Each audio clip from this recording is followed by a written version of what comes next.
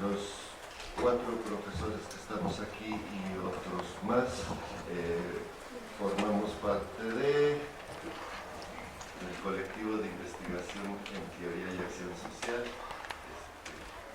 cuyas siglas son CITAS, y lo que hemos intentado hacer es, a partir de los movimientos de hace un año, los 43 desaparecidos de Ayotzinapa, incluir las asambleas en esta facultad y las marchas, y lo que pretendimos o pretendemos es continuar un poco juntándonos para hablar de lo que haga falta hablar y hacer lo que se nos vaya ocurriendo hacer, de las cosas que se nos ocurrió hacer.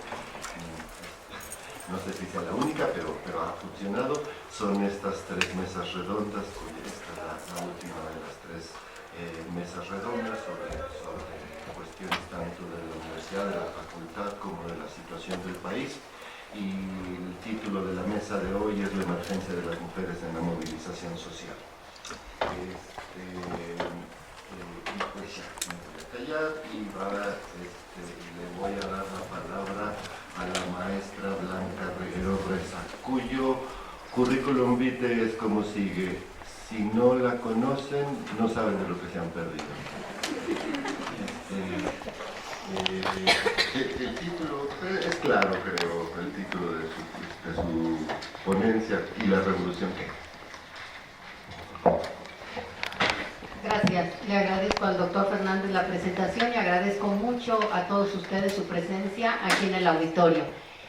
Quiero, antes de empezar a leer mi ponencia, siempre leo, me pongo muy nervioso, entonces me da más seguridad leer. Quiero recordar algo. Yo no voy a hablar absolutamente nada sobre las mujeres, entonces la emergencia de las mujeres en la movilización social. Los que me conocen saben que no es mi tema, entonces no me gusta trabajar temas que no conozco. Voy a hablar más bien acerca de la revolución. Sin embargo, sí voy a hacer mención a una gran mujer. El día de hoy se conmemora el natalicio de doña Sor Juana Inés de la Cruz. Yo creo que es importante recordarlo y por tal motivo en este país se ha instaurado el Día Nacional del Libro. Yo esperaría que no hicieran lo que han hecho en otros años en esta facultad, un karaoke en la explanada, que me parece de lo más denigrante. Yo esperaría que se leyeran fragmentos de libros y no karaoke. ¿Sí? Pero eso es lo que creo yo, porque como soy tan rígida a veces, eso es lo que yo creo. Bueno, voy a dar lectura a esta ponencia. Iba a decir algo, pero tomé consideración del estudiante que lo dijo en una mesa y me dijo que por favor no lo dijera. Entonces, bueno, yo agradezco su presencia al estudiante que está aquí, que quiero mucho, que no me dejó decir lo que yo quería decir, porque iba a decir alguna cosa que él dijo en una mesa en un congreso de psicología. No lo voy a decir, pero la ponencia, ya más o menos saben a qué se refiere, ¿verdad, Gus? Ya más o menos saben. Bueno, no le quiero copiar su frase porque fue muy original. Esta es una ponencia que se refiere más a la historia de México y que tiene que ver con temas que ustedes conocen perfectamente bien. Lo único que hice fue sistematizar cierta información con ayuda de mis grandes estudiantes y en este caso con ayuda de Betty Hernández, que a ella le debo gran parte de estas palabras. Bueno, voy a empezar. ¿Y la revolución qué? De camino a la universidad me encontré con un indigente de cara demacrada, unos niños vendiendo chicles en un semáforo, un banco que anunciaba el precio del dólar por arriba de los 15 pesos, un Oxxo, bueno, en realidad eran 2, que solicitaba trabajadores con sueldo de 12 pesos la hora, un policía que platicaba con una muchacha mientras a una señora le robaban la bolsa, un espectacular de Telmex con la cara de Slim, recordándome lo caro que es el servicio de telefonía en México, y mucha basura. Quien al escuchar esta lista de eventos se le eriza la piel, piensa al igual que yo, que esto no puede seguir igual. Al llegar a la universidad me detuve exhausta. Reflexioné sobre la relación de estos eventos en busca de una solución para todos estos problemas, y no a uno solo de ellos. Llegué a la conclusión de que la relación de estos eventos no es casual ni causal, sino más bien histórica. Pensé en el sistema económico, político y cultural en el que vivimos y en sus injusticias. Concluí convencida que la situación histórica en la que nos encontramos reclama una transformación del sistema, es decir, una revolución. En México ya hubo una revolución el siglo pasado, pero ¿qué pasó con ella? Ahora que es inminente una transformación, ¿nos servirá regresar a 1910 y estudiar un movimiento tan complejo y tan contradictorio? ¿Nos servirá estudiar la revolución? De manera más precisa, ¿hay en la revolución de 1910 algo que se pueda rescatar para pensar una revolución en la actualidad? Es precisamente esta pregunta la que quiero contestar con esta ponencia. El 20 de noviembre está marcado en el calendario oficial como un día festivo para toda la nación, porque se conmemora el inicio de la Revolución Mexicana. Al menos eso se dice. Las escuelas se adornan, se proyectan programas en radio y televisión, se hace un desfile deportivo en el centro de la Ciudad de México y pláticas, seminarios, conferencias y mesas redondas como esta, o presentaciones de libros y ponencias en las universidades y en los centros culturales que versan sobre la Revolución Mexicana. Sin embargo, cada vez sabemos menos qué día es el día de la Revolución, porque nuestro país ahora lo movió a un lunes. Es decir, ya ni siquiera recordamos que el 20 de noviembre es la Revolución Mexicana, sino es un lunes. La mayoría de estas actividades que se hacen para conmemorarla solo la mitifican y la convierten en un objeto de adoración, de desprecio o de indiferencia, despojándola de toda la riqueza en información que puede aportar para entender y transformar la actualidad. Esta ponencia va en la dirección contraria. Hay dos respuestas sobre lo que significa la Revolución Mexicana en el pensamiento común que nos ayudan a resolver la pregunta de esta ponencia y que son resultado del proceso de mistificación que antes mencioné. La primera, la respuesta oficial, dice que la revolución es un hecho histórico por el que se acabaron las injusticias del porfiriato y se consolidaron los derechos que todos gozamos ahora. La segunda dice más o menos así: la Revolución Mexicana es la gran mentira de la historia nacional, cuya importancia solo radica en la gran promoción que le hace el Estado. Las dos respuestas están sesgadas porque conciben a la revolución como si fuera solo una lucha y en una sola dirección y olvidan los elementos fundamentales que sirven para pensar una transformación actual. Busquemos una respuesta diferente, más compleja e informada. Empecemos con algunas consideraciones generales sobre la revolución para después terminar con algo muy particular. La Revolución Mexicana es ante todo, como ya dije, un proceso histórico y complejo y contradictorio, de varias luchas y de varias etapas. Comprende diversos movimientos en lucha, cada uno con sus intereses, incluso contradictorios entre sí. Y en los diversos planes promulgados por esas luchas durante la misma se puede apreciar diversas ideas sobre justicia social. La mayoría de esos movimientos en lucha surgieron como contrarrevolución. Pensemos, por ejemplo, en el movimiento anarquista de 1906, encabezado por los hermanos Jesús, Ricardo y Enrique Flores Magón, considerados como precursores de la Revolución Mexicana. Madero también llamó a la revolución al pueblo mexicano y para su sorpresa, quienes acudieron al llamado son sectores populares en el norte y en el sur, mientras que los sectores ricos y medios de la población, asustados, decidieron levantarse en armas para combatir a los sectores populares. A esto se le llama contrarrevolución. El mismo Madero trató de consumarla por medio de pactos. Una distinción básica pero necesaria para adentrarse en el estudio de la Revolución Mexicana es entre lo que ustedes ya saben que es una revolución y una reforma. La revolución es un cambio, dice el diccionario, radical de un tipo de sistema político, económico y cultural por otro, de las relaciones de producción y de poder. La reforma solo procura mejorar el sistema en algunos aspectos en forma periódica. Lo que hacen los presidentes en nuestro país en la actualidad son reformas. En medio de estas dos formas distintas de cambio hay matices, de tal manera que hay revoluciones que no son totales y hay reformas que no han sido tan parciales. Ejemplos de estos casos son la Revolución Mexicana y las reformas juaristas.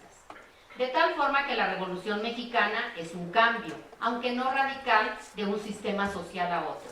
Hace falta preguntarnos, ¿qué sistema echó abajo la revolución? La respuesta es muy clara, el porfiriato. La dictadura de Porfirio Díaz, como ustedes lo saben, fue un periodo en la historia de México en el que descaradamente la oligarquía saqueó los recursos naturales del país para enriquecerse a costa de la mayoría de la población, en donde se exterminaron pueblos indígenas que ni en la colonia se habían tocado, como por ejemplo el pueblo yaqui, donde la prensa fue seriamente censurada, donde las condiciones de los trabajadores de la ciudad y del campo eran precarias, con sueldos bajos y jornadas largas, sin acceso a la educación ni a la salud, donde el sistema político estaba completamente cerrado y la cultura, con C mayúscula, solo estaba al alcance de los más adinerados, siempre con tendencia de imitar lo que se hacía en Francia. Así, en el porfiriato, México se consolidó como periferia que abastece a Occidente de materias primas y las familias ricas se posicionaron como las encargadas directas de comercializar los recursos.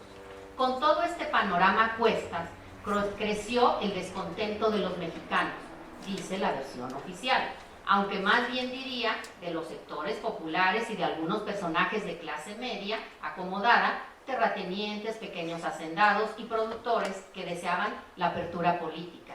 Y entonces, el 20 de noviembre de 1910, Madero llamó a la revolución. Históricamente, la revolución es un periodo de lucha armada que sucedió después del porfiriato y fue anterior a la consolidación del Estado moderno. Sus instituciones y su único partido político. Inició con la proclamación del Plan de San Luis el 20 de noviembre de 1910 de Madero y finalizó en 1920 con el Plan de Agua Prieta de Obregón. Durante los 10 años que duró, se desarrollaron múltiples luchas ideológicas, pero se pueden distinguir tres tipos de luchas distintas: la popular, la de la clase media y la de la oligarquía. Por mencionar algunos representantes de estos tres tipos de lucha, en la primera está Villa y Zapata, en la segunda Obregón y Calles y en la tercera Carranza. De estas tres luchas, la que realmente fue revolucionaria es la popular. La que ganó la revolución fue la clase media, y la que se opuso en todo momento a la primera e hizo algunos pactos con la segunda, haciendo una contrarrevolución, pues fue la oligarquía. Lo que resaltaré en esta ponencia son los movimientos populares, los realmente revolucionarios. En específico, haré mención del villismo y del zapatismo, ambos responsables de que los problemas y denuncias populares fueran escuchados por primera vez en el proyecto de país. Villa y Zapata son personajes de la historia, pero sobre todo fueron humanos con sus contradicciones y excentricidades, sus virtudes y sus defectos, ambos bravos y ambos brutalmente asesinados. Villa, quizá el líder revolucionario más criticado y atacado por los historiadores, producto de lo anterior y por desgracia, el que sea mejor conocido por sus esposas que por sus ideas de justicia social, que llevaba a la práctica en cada lugar al que llegaba. Tuvo bajo su poder toda la comarca lagunera, casi durante toda la revolución. En la primera etapa de la revolución fue uno de los caudillos populares de Pascual Orozco, dedicado a derrotar las fuerzas porfiristas. Y durante la etapa siguiente fue señalado como bandido antirrevolucionario que, pese a las dificultades y por su gran inteligencia, se convirtió en jefe de la División del Norte. Combatió hasta la muerte con su ejército, y sobre sus ideas de justicia solo contaré una anécdota. Testimonios de la época encontrados por Paco Ignacio Taibo II cuentan que Villa tomó una ciudad y juntó a todos los ricos para ordenarles que bajaran los precios de los alimentos inmediatamente, porque era injusto que se enriquecieran con el pretexto de la guerra, y que no lo hiciera, y el que no lo hiciera sería pasado por las armas. Uno de los ricos levantó la mano para negarse. Villa sereno lo miró, le preguntó: ¿cuál es tu nombre? Y le dijo que él sería el primero en ser pasado por las armas si no bajaba el precio de los alimentos al día siguiente. ¿Y qué creen? Pues al día siguiente se bajaron los precios. Emiliano Zapata nació en Morelos, como ustedes saben, en 1879. Se levantó en armas desde el principio de la Revolución y fue asesinado poco antes de que finalizara la Revolución. Su ejército estaba conformado por campesinos y sus intereses eran principalmente agraristas. Mantuvo durante toda la Revolución una lucha constante en la zona del sur en contra de los caudillos contrarrevolucionarios y pactistas. Al igual que Villa, Zapata fue de origen humilde y durante toda la lucha se mantuvo firme a sus principios. A finales del 11 proclama el Plan de Ayala, cuyo texto es una denuncia de las injusticias que los poderosos cometían en contra de los campesinos y está repleto de ideas revolucionarias sobre el reparto justo de las tierras. Para poder entender la fuerza ideológica del Plan de Ayala, leeré las primeras líneas del 7º apartado. En virtud de que la inmensa mayoría de los pueblos y ciudadanos mexicanos no son más dueños que del terreno que pisan, sufriendo los horrores de la miseria sin poder mejorar en nada su condición social, ni poder dedicarse a la industria o a la agricultura por estar monopolizados en unas cuantas manos, las tierras, montes y aguas, por esta causa, serán expropiadas.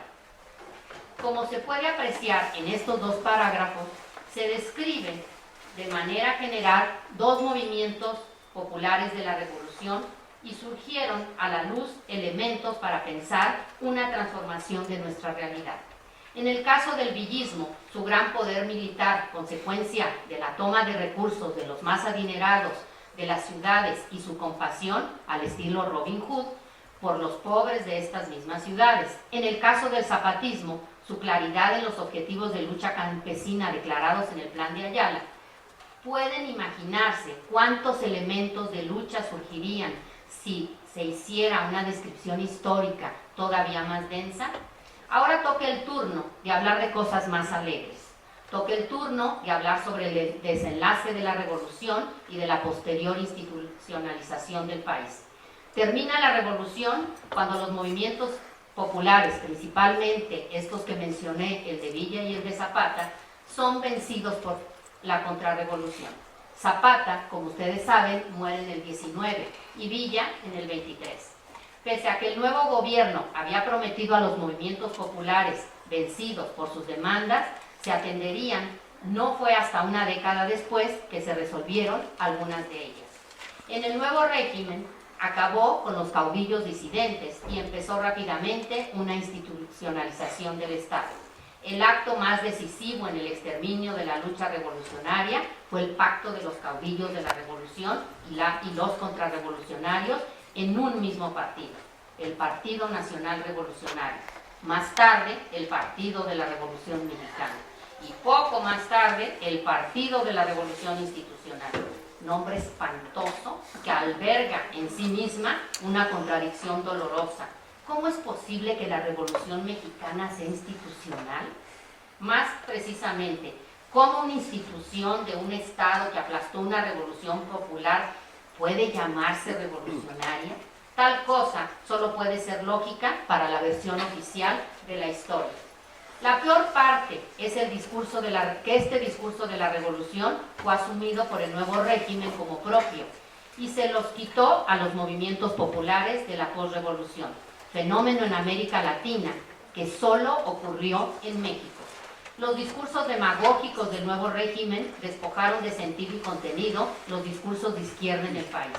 Esto volvió difícil a la lucha popular del 20 y la vuelve mucho más difícil en la actualidad. Ahora vivimos una etapa histórica que tiene sus parecidos y sus diferencias con el porfiriato. Entre los parecidos está el enriquecimiento de unos pocos a costa de la gran mayoría, la explotación de los recursos naturales del país para mantenerlos fuera y venderlos como materia prima, la censura a la prensa y la mayoría de la población en estado de pobreza y explotación laboral. Ahora, en 2015, el sistema capitalista se ha consolidado y ha entrado a su etapa más cruenta. En el escenario social han aparecido personajes históricos distintos a los del porfiriato, los desempleados y los migrantes. Otra diferencia sustancial es el gran poder que Estados Unidos tiene y que en el porfiriato apenas comenzaba. Este poder no es mínimo y las luchas de Latinoamérica del siglo XX lo demuestran. Este contraste entre el régimen que combatieron los sectores populares de la Revolución Mexicana y el régimen actual es para reflexionar sobre la manera de lograr una transformación. En conclusión, podemos afirmar que hay en la revolución de 1910 elementos a rescatar para pensar una revolución en la actualidad. Analizar la Revolución Mexicana supone primero un proceso de desmitificación, de reapropiación de contenido, de sacarla de su monumento, pues. Este primer paso nos llevará a entenderla como un suceso histórico complejo y contradictorio que alberga movimientos populares con ideas claras sobre la justicia y no solo como algo estático que se puede adorar o despreciar. Este proceso implica reconocer su importancia en al menos dos aspectos: como la manifestación más prolongada, organizada y directa en contra del capitalismo que ha habido en México y en América Latina, y como el suceso en donde se llevaron a cabo maniobras militares, políticas y económicas populares que desestabilizaron un régimen. Dentro de la revolución, destacar la importancia del zapatismo en el sur con su plan de Ayala y del villismo en el norte con su gran capacidad militar y su repartición de recursos a pobres y campesinos. La reapropiación además requiere estudiar lo que pasó con la revolución y la conformación del Estado mexicano en los siglos XX y XXI. Y por último, analizar nuestra actualidad en contraste con el porfiriato. Da mucha luz sobre los fenómenos económicos, políticos, sociales y culturales que provocan las injusticias que se pueden ver de camino a la universidad. Así, con todos estos elementos que ustedes ya conocían, los exhorto a que nos adentremos en el estudio de la revolución, sin olvidar el compromiso social que tenemos como miembros de una universidad pública y la necesidad de transformar nuestra realidad. Muchas gracias.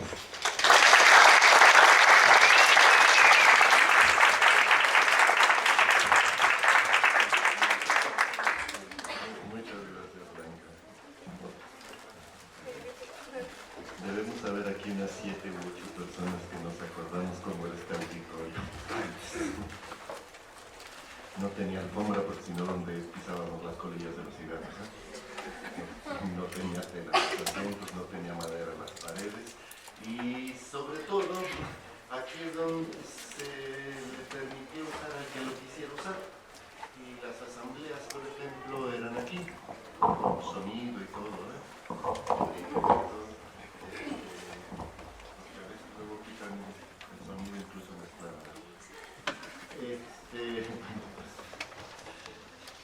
Doña Jimena no se acuerda de eso. Ya se lo sé.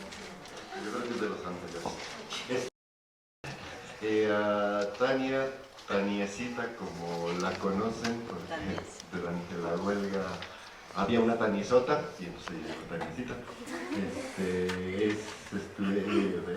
egresada de aquí, licenciada aquí, estudió la carrera aquí en la facultad. Es profesora en el CCH Sur y está por terminar su maestría en Ciencias Sociales y en Ciencias Políticas. Y le paso el micrófono. El título de su ponencia es Las mujeres en las luchas sociales. Bueno, buenas tardes a todos. Muchas gracias por su asistencia. Yo también me pongo como muy nerviosa y siempre creo que es mejor aprendí de los grandes, ¿no? A preparar un texto que permite sintetizar más.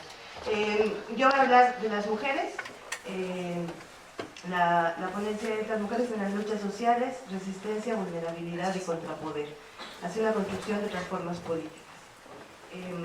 Inicio con un epígrafe que dice: es tan hermosa una mujer de pie que da escalofríos con solo mirarla. Dedico esta ponencia a las madres de los estudiantes de Ayotzinapa, a las mujeres agredidas sexualmente en San Salvador Atenco, que después del horror se construyeron como un colectivo al que llamaron Mujeres Sin Miedo, y por supuesto a las mujeres zapatistas.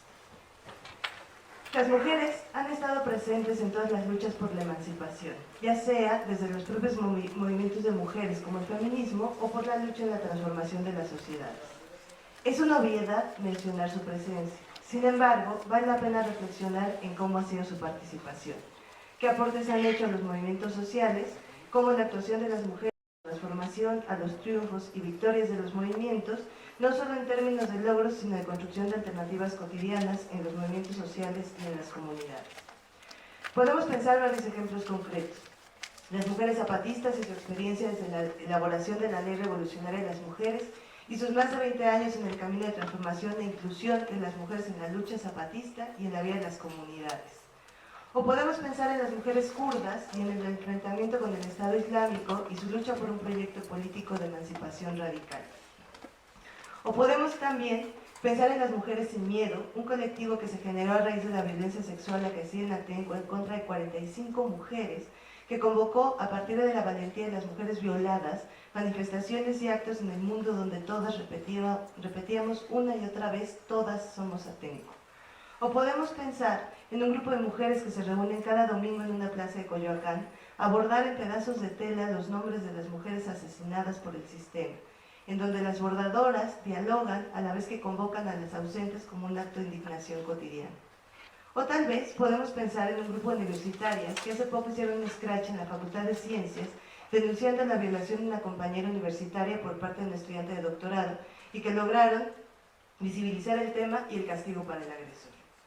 O podemos pensar finalmente en la marcha que aconteció hace unos pocos días en España, el 7 de noviembre, en donde miles de personas, mujeres y hombres marcharon en las calles de España en contra de la violencia machista, o la misma marcha realizada en Argentina meses después. Decía Saramago que, platicando con Pilar, su esposa, él podía pensar en una utopía y que, refiriéndose al tema de la mujer, la utopía sería que el día de mañana todos los hombres salieran a las calles a protestar en contra de la violencia hacia las mujeres, mientras que las mujeres miraban desde las aceras. Las mujeres han contribuido en la lucha social de manera recurrente, generando cambios, visibilizando las desigualdades y las violencias, construyendo juntos con sus compañeros proyectos más libres, justos y democráticos. Y sin embargo, las sociedades siguen pensando todavía el lugar de las mujeres en la sociedad, mientras que las mujeres van abriendo sus espacios y proponiendo nuevas formas para su existencia. Sin duda, nuevas generaciones de mujeres están surgiendo, mujeres más libres, menos sumisas, más rebeldes, con menos miedo, que poco a poco van imponiendo su existencia.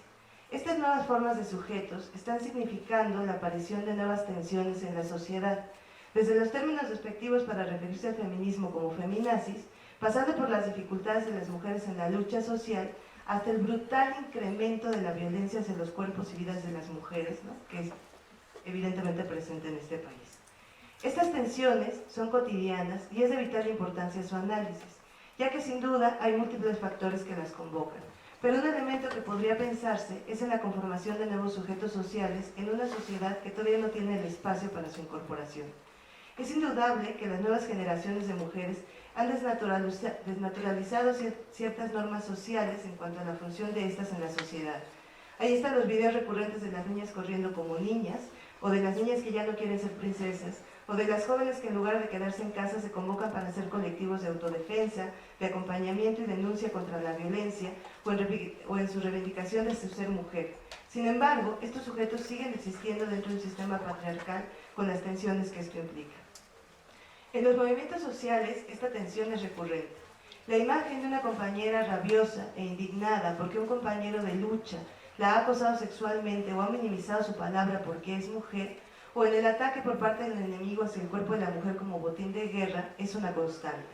Sin embargo, en los movimientos sociales se comienza a abrir un espacio en la sociedad para aliviar esta tensión, no con facilidad, pero sí con tenacidad.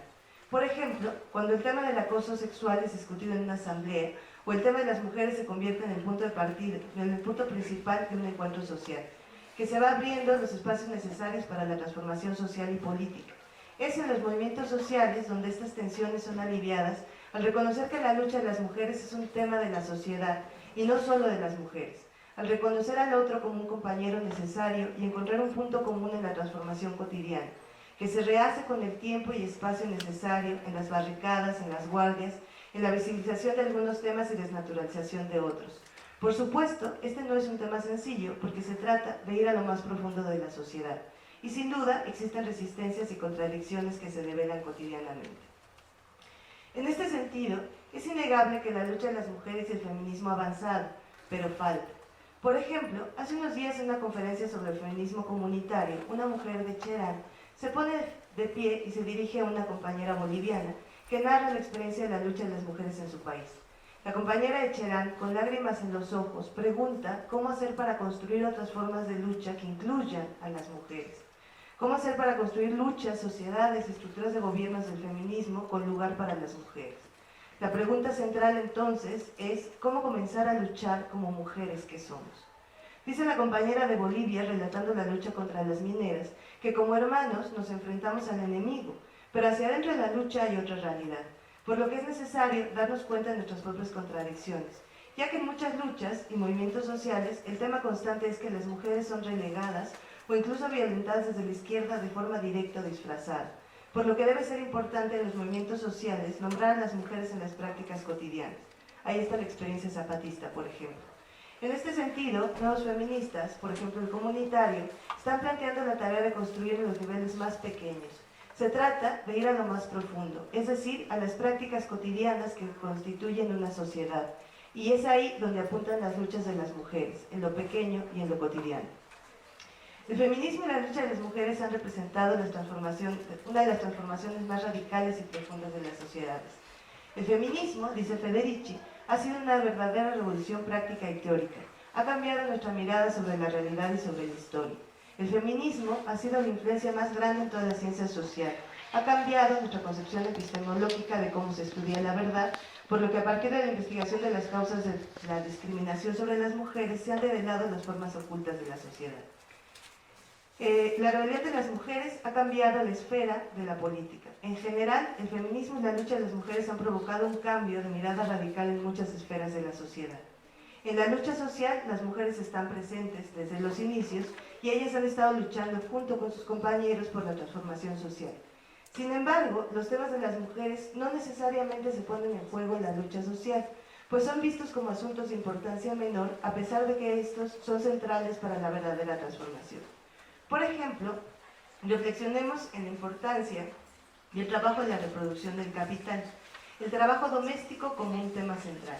Me refiero a lo que Federici menciona en el trabajo de la reproducción social, es un trabajo que es desvalorizado, no porque no sea importante, sino al contrario, porque de esta manera el mundo del capital se ha beneficiado intensamente del trabajo de las mujeres.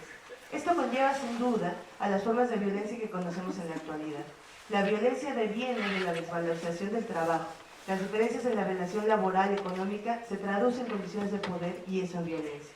El capitalismo siempre ha necesitado de poblaciones sin derechos como una necesidad estructural, en donde se puede reducir el costo de producción de los trabajadores y acumular una riqueza mayor. El capitalismo debe desvalorizar las actividades que producen la vida porque son fundantes de las relaciones de producción. Por lo que la desvalorización del trabajo femenino es un tema central para el sistema capitalista y para aquellos que buscan su transformación. Sin embargo, parece esto no ser un tema importante en los movimientos sociales, pues eso, el trabajo doméstico, es un tema de la casa y no de la esfera pública. Lo mismo que el tema de la violencia doméstica en los matrimonios forzados, que se quedan en las normas sociales de convivencia y no en temas políticos. En este sentido, será necesario pensar el tema de la violencia como una articulación desde las formas de producir la vida en este sistema. La violencia contra las mujeres debe ser pensada como crímenes de Estado. La violencia ha sido un escenario constante para las mujeres desde la primera división sexual del trabajo, pasando por las cacerías de brujas hasta nuestros días. Las mujeres han resistido a todas las formas de violencia en contra de ellas y de sus cuerpos. Por lo que es necesario pensar que no solo es una cuestión personal, sino es y ha sido, sobre todo, una cuestión política. Tal como lo menciona Federici, podemos pensar en las formas de violencia asociadas a las formas de trabajo de producir la vida cotidianamente. La violencia es asociada a todas las formas de poder. Las luchas de las mujeres han puesto énfasis en asuntos que eran naturales en la sociedad y por lo tanto irrelevantes en la lucha social y política. Los tomaron y decidieron sacarlos a las calles y hacer política con ellos, como expresan las mujeres kurdas. El objetivo, al hablar de su movimiento, es asegurarse de que la sociedad internalice el hecho de que la liberación de las mujeres es un principio básico para la liberación y la democracia, en lugar de ser solo responsabilidad de las mujeres. La revolución debe cambiar la mentalidad patriarcal de la sociedad, de lo contrario, la historia se repetirá y las mujeres que han participado activamente en la revolución lo perderán todo otra vez, que se logre la liberación. Esto es lo que ha pasado a muchas mujeres en otros lugares del mundo. Por eso, el concepto de revolución debe incluir activamente al 50% de la población si pretende conseguir una libertad verdadera. Hoy queda muy claro que pensar en la transformación de la situación de las mujeres pasa necesariamente por la transformación del sistema social. Pensar en la lucha feminista hoy en día pasa necesariamente por la lucha anticapitalista y antipatriarcal y viceversa. ¿Qué podemos rescatar de la experiencia de las mujeres en cuanto a formas y modos de resistencia en la lucha social? ¿Es posible pensar en nuevas formas políticas con base en la experiencia de las mujeres? Creo que podemos dibujar a grandes rasgos formas de política femenina. Pensar en una política femenina puede ser un punto de partida para imaginar nuevas formas políticas, tal como muchas de ellas lo están haciendo al interior de los movimientos sociales. Pensar en una política femenina puede implicar pensar la política lejos de los marcos de la masculinidad, lejos del poder como forma política, pensando la política como sujetos, como seres vulnerables, colectivos, afectuosos, cotidianos, solidarios, lejos de poderes mistificados que se alzan frente a los sujetos, lejos del poder y la crueldad. Constituirse más como colectividades que se encuentran cotidianamente. La experiencia de las mujeres en la lucha social como experiencia de lo femenino puede abrir nuevos caminos en las formas de liberación, por lo que se trata no solo de pensar las formas de política estatal o institucional, sino de rearticular el tejido social como un tejido político, como cuando las feministas se referían a lo personal es político. No hablaban solo de cambiar las instituciones, sino de transformar todas las relaciones sociales. Los rasgos de una política femenina conllevan pensar el tema de la vulnerabilidad, la resistencia y el contrapoder. Las mujeres hemos sido convocadas por el dolor, por la rabia, en ese espectro de vulnerabilidad que da la experiencia de tener cuerpo de mujer. Ahí nos hemos encontrado con otras y con otros y hemos compartido los miedos y las rabias que conlleva descubrirse con otras. Nos hemos sentido implicadas en las otras y en los otros. Sentir como propio el dolor ajeno, de eso se trata la vulnerabilidad. Dejar que las afectaciones nos crucen. Sentirnos afectados por algo, pero a su vez sentirnos vulnerables ante un sistema de horror y muerte. Y situarse en la vulnerabilidad no implica asumir el papel de víctima, sino de fragilidad de la vida y de la necesidad del otro. Implica a su vez la renuncia al lugar del poder al situarse justo enfrente de él con el cuerpo expuesto, desnudo, renunciando a la dominación y articulando al otro a partir de la solidaridad. Se trata de una articulación de la ética, de la estética y la política. La vulnerabilidad es una parte esencial de las prácticas de resistencia. Es necesario entonces, como dice Butler, considerar la vulnerabilidad como parte de la capacidad de respuesta en la medida en que hemos sido afectados por algo. La resistencia entonces no es superar la vulnerabilidad para ser parte de un sujeto masa, una idea masculina, sino que tenemos que ser capaces de sentir estos afectos para poder enfrentarlos. Poner el cuerpo en la línea, en la valla, en el frente, no es incompatible con sostener la vulnerabilidad. Mostrarnos no como las salvadoras unas de otras, sino como las afectadas las unas por las otras. Mostrarnos con los cuerpos desnudos frente al enemigo en toda la expresión de una forma de contraviolencia. No es la fuerza la que oponemos a la fuerza, sino la vulnerabilidad y la resistencia. Es necesario desacoplar la vulnerabilidad de la victimización. Este desacoplamiento es necesario para no situarse en el impasse del poder, sino en la necesidad del otro para compartir la fragilidad y cambiar el estado de las cosas. Por ejemplo, cuando las mujeres de Atenco fueron violadas por miembros de la Policía Federal y Estatal, estas mujeres se rehusaron a convertirse en víctimas, pero la articulación de la sociedad se llevó a cabo desde la implicación de la vulnerabilidad. Todas fuimos violadas. Y esa permisión permitió gestar un movimiento de solidaridad y la exigencia de justicia. O cuando decimos, ante la ola de violencia feminicida, vivas nos queremos. Esta noción de vulnerabilidad se articula desde los lugares donde no opera la dominación, por lo que se convierte en una fisura en donde puede operar la creación de alternativas de existencia. La resistencia implica a su vez el situarse fuera del poder. Se resiste a este y a sus prácticas. Es innegable que hay poderes en todas partes, en especial ahí donde se imagina que ya no existen los poderes. El contrapeso de ese poder es que los sujetos pueden ejercer un contrapoder, un antipoder que también se derrama, se chorrea por todas partes y que es más o menos inmanejable, incontrolable. El contrapoder es aquello que no busca convertirse en poder, sino que lo desafía alegremente, que construye formas de resistencia autónomas frente a este y que busca sobre todo despojarse de la dominación y la opresión. Estas formas de resistencia contra poder y vulnerabilidad constituyen una política de los afectos, como una política que ponga en juego la experiencia afectiva como forma de desciframiento de la existencia del otro y a su vez una práctica que ponga en el centro de la reproducción la vida cotidiana, no desde el capital o la dominación, sino desde la vida. Se trata de pensar en formas políticas que articulen afectividad, pensamiento y sensibilidad conjuntamente con una experiencia corporal en el disfrute y placer de lo que se está construyendo.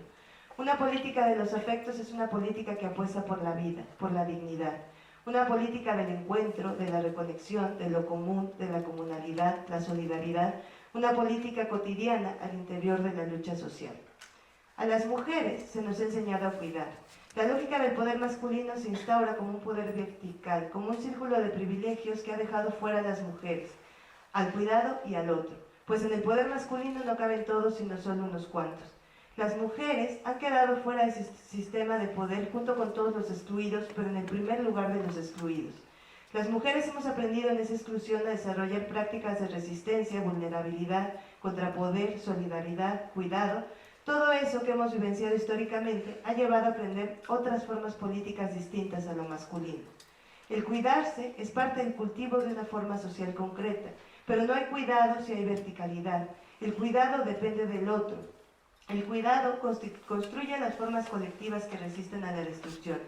Para lo femenino, la política no es la del más fuerte, sino la de los tejidos colectivos, porque abajo, ahí donde hemos estado las mujeres, nos pudimos encontrar nuestros dolores, mirar nuestras heridas, abrazar nuestras rabias, asumir nuestra fragilidad y salir juntas a las calles para enfrentar al enemigo. No se trata, por último, no se trata de una política de las mujeres o solo para las mujeres, porque en este sistema hay que entender que los hombres también son explotados y también son violentados. Es necesario entender que las formas de trabajo precarizado de este sistema, que no deja tiempo para organizarse o para vivir, afecta por igual a hombres y mujeres, y que por lo tanto es necesario construir movimientos sociales con una política de la vida. La propuesta es cambiar la mirada en las formas políticas tradicionales gestadas en la masculinidad y ser capaces de pensar nuevas formas políticas en donde hombres y mujeres caminen en colectivo, abriendo otros caminos para la transformación social radical. Poner la mirada incluso más allá del capitalismo. Para eso es necesario también que los varones decidan moverse del lugar privilegiado y construir junto con las mujeres la certeza de que otro mundo es posible, construyendo formas de emancipación diferentes. Ante la crisis social que estamos viviendo, es en los movimientos sociales que podemos ensayar las nuevas formas de emancipación, en donde quizás la enseñanza de las mujeres kurdas sea fundamental. La resistencia es la vida. Muchas gracias.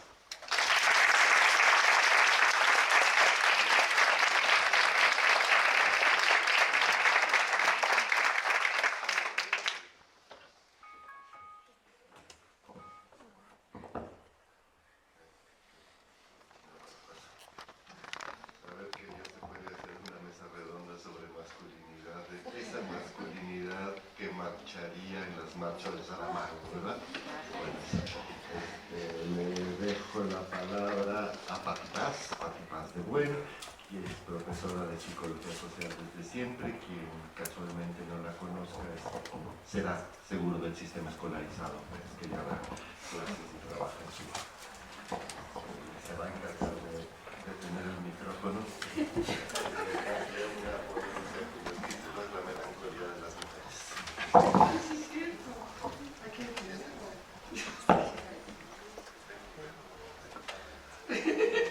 ¿está bien? ¿Se escucha?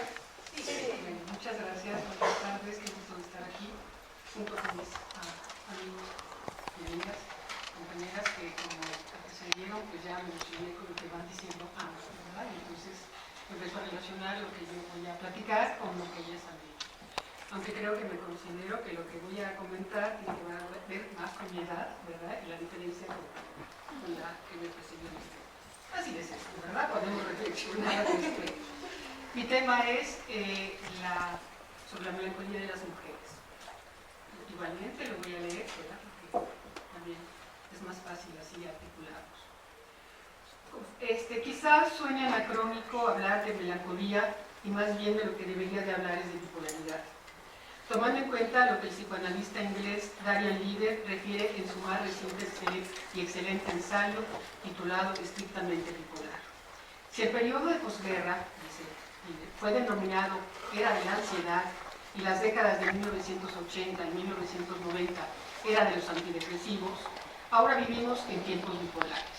El diagnóstico que en otro momento se aplicó a menos del 1% de la población se ha elevado de forma espectacular, pues se calcula que casi el 25% de los estadounidenses padece alguna forma de bipolaridad. Aunque vale la pena reflexionar al respecto, regresemos a la melancolía, que por cierto me la imagino en forma de esfera, dentro de la cual se encuentran varios fenómenos, procesos y formas, todas ellas relacionadas con la historia de la humanidad, especialmente con las que atañen a la cultura, al pensamiento y a la afectividad colectiva. Por ejemplo, la melancolía está relacionada con el exilio, la marginación, los duelos, la afectividad, la muerte, el arte, el genio, la creatividad, el dolor, el psicoanálisis, la memoria, las brujas, etc. Y dado que se relaciona con todo lo anterior y algo más, me permito afirmar que en términos del nuevo currículum, la melancolía es una noción que cabe en lo que hemos denominado área contextual, tomando en cuenta las materias de la disciplina, conocimiento de frontera, comprensión de la realidad.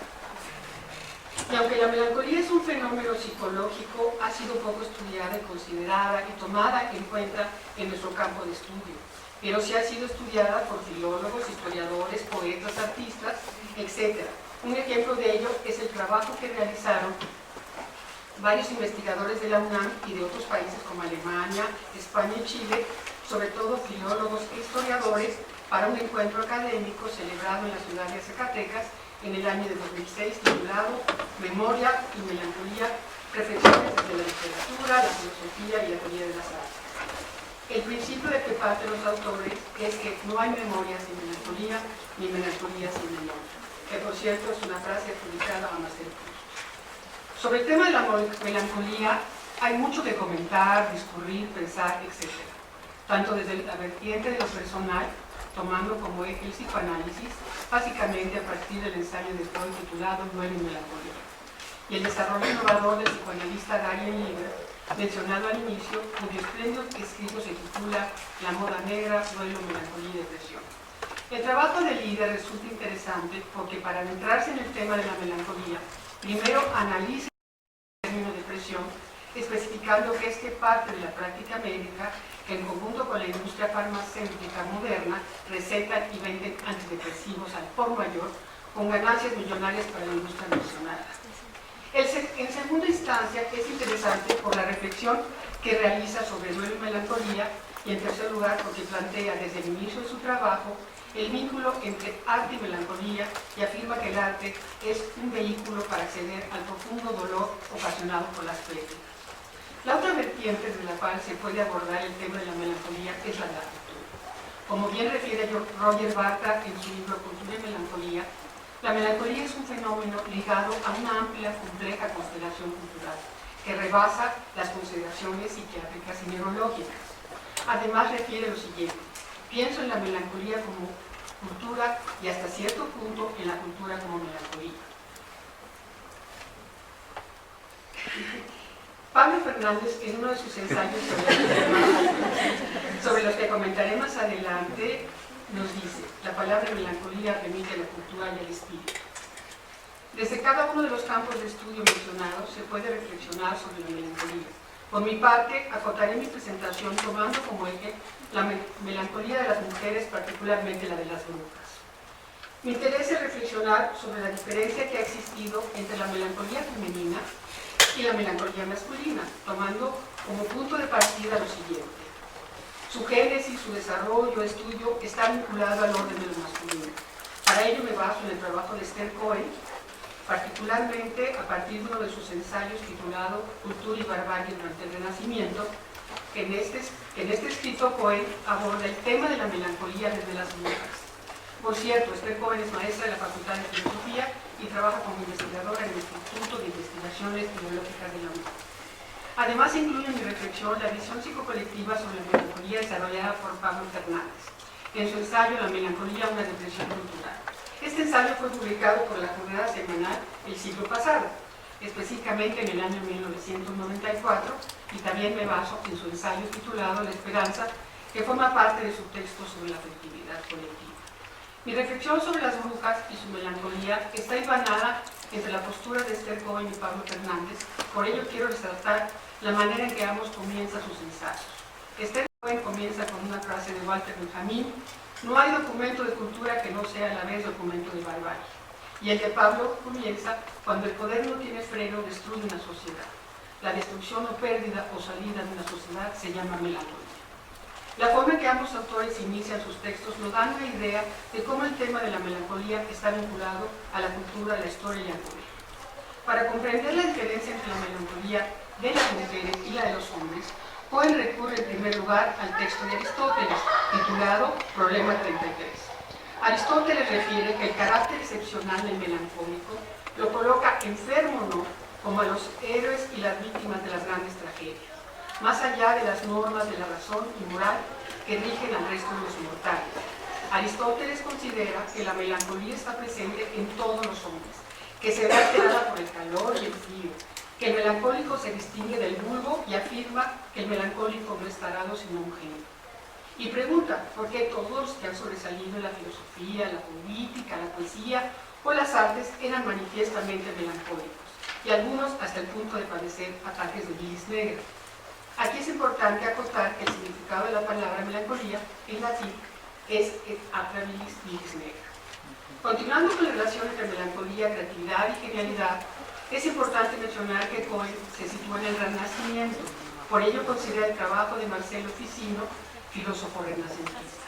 Ficino reflexiona sobre la melancolía nutriéndose de la concepción de la astrología medieval en las tradiciones antiguas y en el pensamiento aristotélico, con lo que establece un nexo entre los planetas y los humores, en particular entre el planeta Saturno y la bilis negra. Considera que la influencia de Saturno, el dios terrible que representa a Cronos griego, castrador de su padre y devorador de sus hijos, asociado al saber y a la locura, afecta a los melancólicos. A los temperamentos melancólicos. Y a partir de su influjo se clasifica a todos los seres despojados o marginales de la sociedad bajo el nombre de hijos de Saturno, denominación que abarca también y especialmente a los artistas. Cohen refiere que Ficino considera que la influencia de tan grandísimo Dios, capaz de conducir a la más sublime, pero también capaz de arrastrar por la fuerza de su magnetismo negativo a la destrucción, el melancólico es sublime genio, artista, pero de igual manera su influencia astrológica puede conducirlo a lo perverso, a la locura y a la bestialidad. Otro elemento importante de la concepción de Ficino, refiere Cohen, es la enfermedad melancólica que conduce al extravío, tiene como origen el uso desmesurado de la mirada, origen quizá del mal de ojo. Por otro lado, Esther Cohen comenta al comienzo de sus ensayos que el Renacimiento no inventó a sus brujas, solo las sacó de la oscuridad de sus inmemoriales prácticas para colocarlas en el lugar privilegiado donde con frecuencia las sociedades fijan al enemigo, el otro. ¿Y cuáles eran estas prácticas inmemoriales? Lewin, en su libro La Casa de las Brujas, Historia de un Holocausto, refiere que la actividad de las mujeres que poseían conocimientos ancestrales tenían un efecto benéfico en sus comunidades, ya que curaban con ensalmos y pociones, ayudaban a nacer a los niños, practicaban abortos, predecían el futuro, daban consejo al enamorado, echaban maleficios, los quitaban, ponían paz entre vecinos, cubrían los campos de la medicina y de la magia.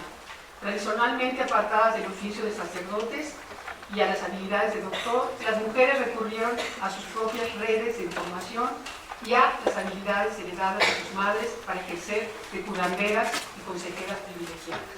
¿Y qué significó ubicar a estas mujeres cuyo trabajo era benéfico en el lugar del otro? Para ello tenemos que entender que la configuración de un mundo nuevo se acompaña del miedo. Esto sucedió en el Renacimiento, del temor a aquellas áreas desconocidas con las que el hombre debe enfrentar por primera vez. Es por ello que requieren un receptáculo del mal. Es a través de los mecanismos del poder mediante los cuales se van conformando los chivos expiatorios, los otros que asedian más allá de la Cohen de una moral o de una razón lógica racional. Son a los que hay que marginar o dar muerte. Durante el Renacimiento fueron las mujeres, las que acabo de mencionar, las que ocuparon ese lugar del otro, que es el lugar donde las sociedades ponen al enemigo, a través de los medios con los que cuentan aquellos que detentan el poder, quienes durante el Renacimiento fueron los clérigos, los inquisidores y los filósofos. Ellos contaban con las formas y los mecanismos para construir una nueva imagen de la mujer. Poco a poco le fueron dando forma a través de un acto de conversión radical de la mujer sanadora, pitonisa, hechicera y sabia, a bruja maldita, demoníaca y depravada. Estereotipo del mal. Como dice Cohen, la bruja será el cuerpo de la mujer renacentista narrada por sus verdugos, narración que desembocará inevitablemente en el fuego. Y así sucedió con las mujeres sabias, las pitonisas, curanderas, que ya convertidas en brujas fueron perseguidas, marginadas y quemadas en la hoguera, en nombre de una nueva sociedad. El filósofo, el mago y el inquisidor y la bruja se vieron sometidos a un enfrentamiento brutal, nos dice Paul, donde la posibilidad de existencia de uno parecía construirse sin remedio alguno sobre la ruina del otro. Así, mientras la melancolía de los hombres estaba asociada a la fuerza positiva de Saturno y concebida, como hemos dicho, dentro del rubro de la genialidad y la creatividad, por cierto, muchos de estos hombres tienen nombres y apellidos. La lista es larga. La melancolía de las mujeres quedó excluida del paraíso saturniano. Aunque sí bajo su influencia, la bilis negra de las mujeres se decía era evaporada por su menstruación. La mayoría de las brujas habían dejado atrás su etapa reproductiva, más bien se encontraban en su etapa de climaterio, que es un periodo de intensos cambios hormonales, lo que hacía de ellas potenciales melancólicas. También estará asociada a su supuesta depravada sexualidad, gracias a la descripción que tanto teólogos y demonólogos de su tiempo realizaron, escribieron y difundieron sobre ellas, con base en un razonamiento teológico racionalista en los llamados manuales del inquisidor, como por ejemplo el Maleus Maleficarum o el Martillo de las Brujas. Fueron estos hombres los que dieron forma a la bruja, la escribieron, diseñaron y luego persiguieron, expresando con ello, comentará Cohen, sus miedos, sus más íntimos fantasmas, negando que tenían al diablo en el cuerpo.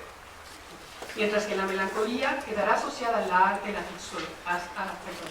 la filosofía, a la poesía y a los genios, la de la bruja estará asociada a su contraparte como la enfermedad del cuerpo y del arte. La bruja quedará marginada junto con su melancolía de la alta cultura renacentista y pagará con su vida la peor de las barbaries, refiere Poe. Y así, las brujas quedaron excluidas de la sociedad a la que pertenecían. Se les despojó de su tradición milenaria, se les extirpó de raíz un saber y una práctica, ya que no tuvieron la posibilidad de institucionalizar y legitimar su discurso, y a diferencia del loco del leproso, que simplemente quedaron aislados de su sociedad, a la bruja se les terminaron, quemándola en la hoguera. Como podemos ver, la melancolía de las brujas fue producto de una cultura en crisis, de una sociedad en reacomodo, de una sociedad donde convivieron el asombro y el desconcierto, porque este periodo, siglos XV y XVI, acoge, dirá Cohen, a Miguel Ángel y a los inquisidores del Maleus. Es una época en la que se representa de manera sublime y exaltada lo erótico en el arte y en la poesía, y por otro lado se les sataniza. Con todo ello, como dice Combriano, la cultura pagana del Renacimiento fue vencida, a lo que contribuyeron católicos y protestantes, librando una batalla contra el enemigo común, el paganismo y sus brujas. Lo dicho anteriormente lo podemos engarzar con lo que Pablo Fernández comenta sobre la melancolía. Nos dice, la melancolía es ante todo un accidente cultural que sobreviene cuando las sociedades pierden significado y las gentes pierden todo. El mundo propio, que tiene sus propios símbolos, lenguajes, creencias, valores, memorias, costumbres, mitos y ceremonias que constituyen esa relación y que solo tienen significado dentro de ese mundo, afuera ya no. Quien pertenece a él es alguien significante, pero afuera es insignificante. Y así sucedió con las brujas. Dejaron de pertenecer, dejaron de ser significativas para una sociedad que en otro momento las necesitó, porque antes de sufrir su conversión fueron mujeres sabias con una muy peculiar relación con el mundo, con la naturaleza y el cosmos, con la colectividad a la que pertenecían. Esto las asociaba con el mundo de la luz, con lo luminoso de la vida. Mas, al ser convertidas a brujas, tomaron la forma de la melancolía con su sustancia de la bilis negra, porque como bien lo narra Pablo Fernández, el sufrimiento melancólico, el hecho de haber perdido una sociedad es tan intenso, sobre todo porque es inexplicable, ya que el melancólico no tiene palabras ni puntos de vista para interpretarlo, y por eso el sitio que se encuentra es la negrura y la oscuridad. Podemos constatarlo con las asociaciones y significados que en el imaginario colectivo tienen las brujas relacionadas por su forma a la negrura, a esta oscuridad melancólica que además nos remite a la noche, a sus aquelarres, al miedo, quizás al terror, a la decrepitud, a lo depravado, a lo horrible, a la maldad femenina. Nada que ver con el masculino. Y aunque siglos han pasado, Poe considera al final de su texto que debido a que las cenizas de estas mujeres, que fueron miles, vagan todavía como fantasmas buscando encontrar una sepultura, habrá de rescatarlas del olvido, realizando un ejercicio de memoria, sacando a la luz de eso que nuestra tradición ha mantenido en la sombra. Dice, se tiene memoria, dice Poe. Entonces, porque se ejerce la memoria, se ejercita, se escribe, se actúa. Y a esto se han dedicado muchas mujeres del siglo XX y XXI, poetisas, médicas, sanadoras, escritoras, literatas, artistas, psicoanalistas, pintoras, etc. Casi todas ellas han dejado atrás su etapa reproductiva. Se encuentran más bien en su etapa creativa. Ellas sí tienen nombre y apellido, y la lista es larga. Muchas gracias.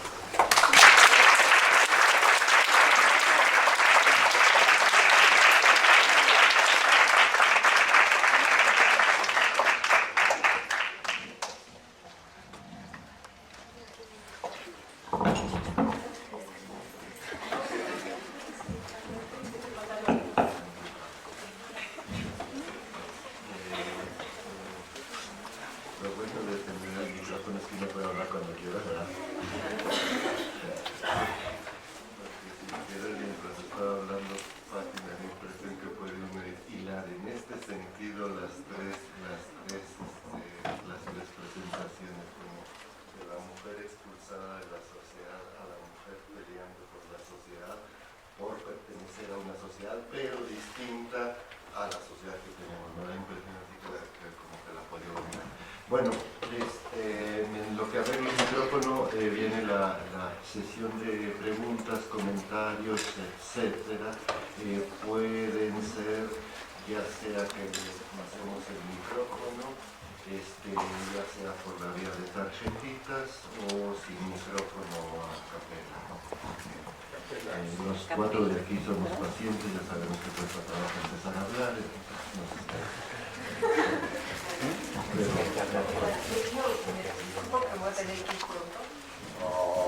Pero quiero decirles algo que me parece importante.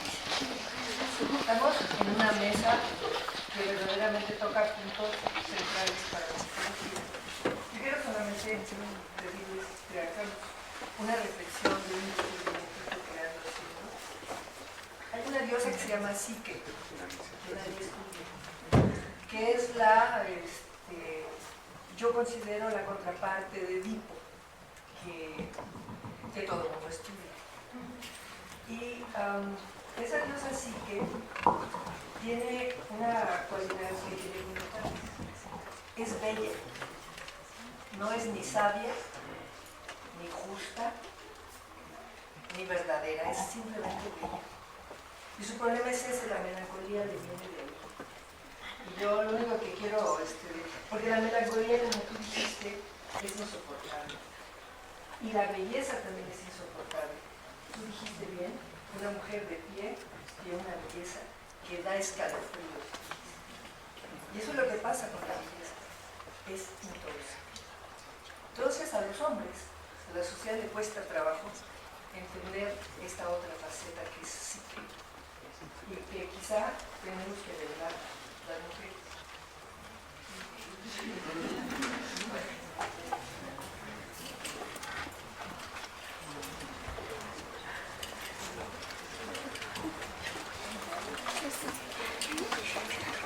Como dije, nosotros de aquí tenemos la paciencia suficiente para que alguien se anime, por ejemplo. A ver, yo nomás quiero intervenir. ¿No hay nadie antes? No. Bueno, nomás, mira, mi pregunta era ¿por qué la melancolía en tiempos, y en la Facultad de Psicología en tiempos de la depresión, ¿no? Y de la bipolaridad, ¿no? ¿Por qué la melancolía? Pues yo no había leído tu tema y me parece precioso esa apertura que haces de la melancolía, ¿no? Y me contestaste esta pregunta ya a lo largo de tu exposición, ¿no? Me parece muy, muy importante hacer esa diferencia, porque de repente ya no más hay depresión y ya no hay melancolía, ¿no? Como si la locura no existiera y nomás es la enfermedad mental, ¿no? Entonces, sí hacer ese marcaje, porque pues, la historia de la melancolía es mucho más vieja que la historia de la enfermedad mental, y la historia de la locura es mucho más vieja también. Entonces, ¿dónde nos ubicamos como psicólogos, no? Ya nos queda vedado ese mundo de la melancolía y de la locura y tenemos que hablar de la bipolaridad y la enfermedad mental. Ya la histeria se acabó, ¿no? Ya no existe.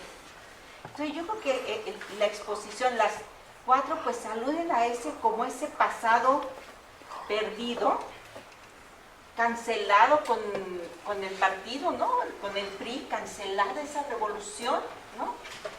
A ese mundo que emerge nuevo, que le da un protagonismo a las mujeres a través de la muerte de sus hijos, la desaparición, un protagonismo, porque no tienen otro más que irse a la cocina o haber sido brujas, es decir, es como revivir todos esos espacios femeninos y masculinos que nos dan otra visión de la vida y otra visión de la práctica psicológica y de entender la psicología, porque la psicología no nace en 1879 con el laboratorio de Wundt, es mucho más vieja y tiene mucho más vertientes desde donde pensarnos y desde donde insertarnos y buscar nuestra propia identidad. Eso es todo. Los quiero a todos, a ustedes también. Gracias.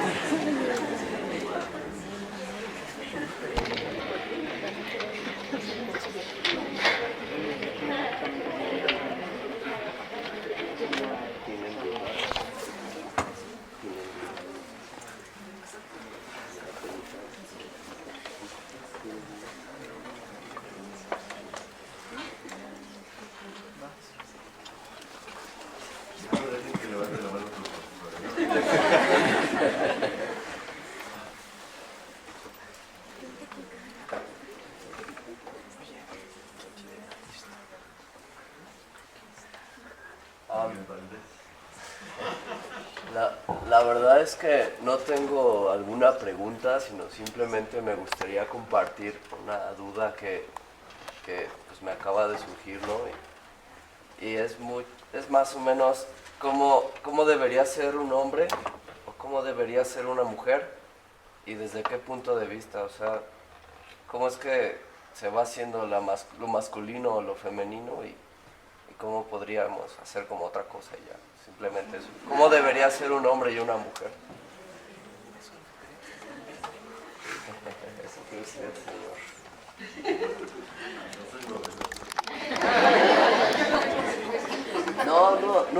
No espero que me respondan, sino que simplemente lo piensen, porque pensar cómo es un hombre desde el punto de vista de un hombre puede que no sea igual que pensar cómo debe ser un hombre desde el punto de vista de una mujer, etc.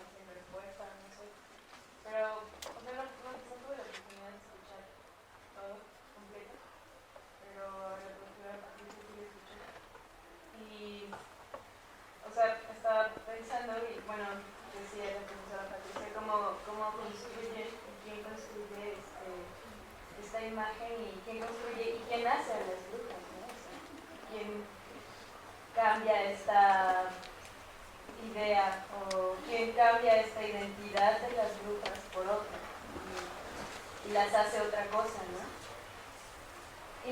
Y ahorita que que pasó, que dijeron esta pregunta, pues no sé, me pongo a pensar también, o sea, si realmente ahorita en el siglo, o sea, me están pasando varias cosas por la cabeza, pero me refiero a,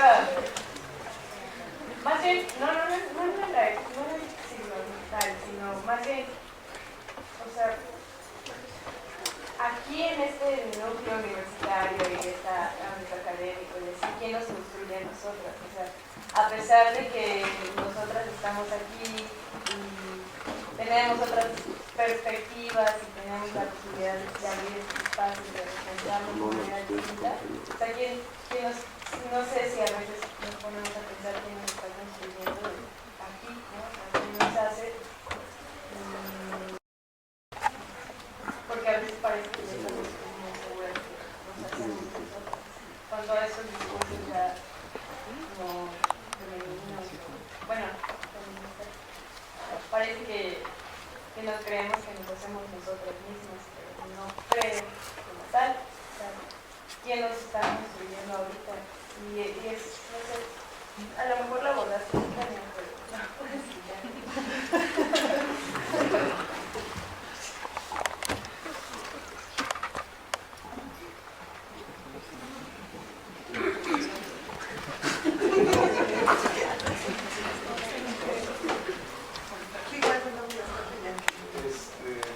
Va para la licenciada Tania. Y es que mencionaba usted el término feminazi, que es un término que me parece muy bastante común en la jerga de los jóvenes. Y mi pregunta es si está atribuido a la actitud que toman las mujeres respecto al feminismo, o es la perspectiva que tienen el resto de las personas respecto a la actitud que ellas toman, o a qué se debe este término, o el surgimiento de este término.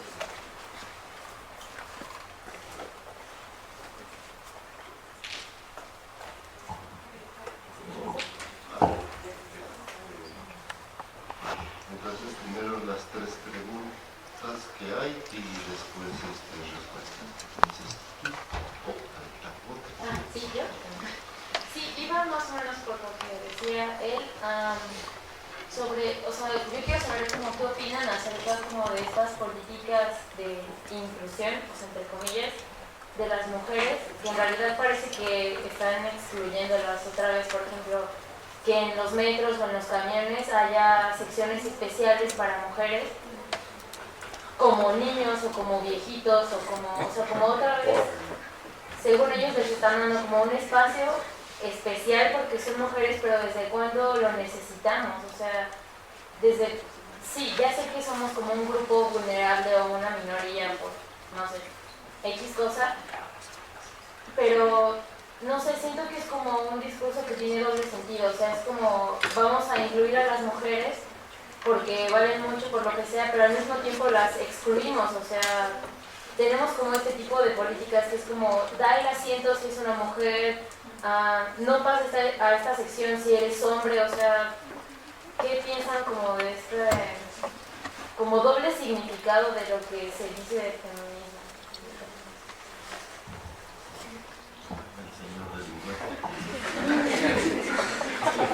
Una pregunta para la niña, para que un poquito a otro extremo. El asunto es que ella pensar la revolución de 1910 y pensarla desde esa tesitura que bien describió hacia una revolución en la actualidad. La pregunta y la opinión que pides, ¿cómo la está imaginando? ¿En qué? ¿O cómo? ¿O por dónde? Nada más.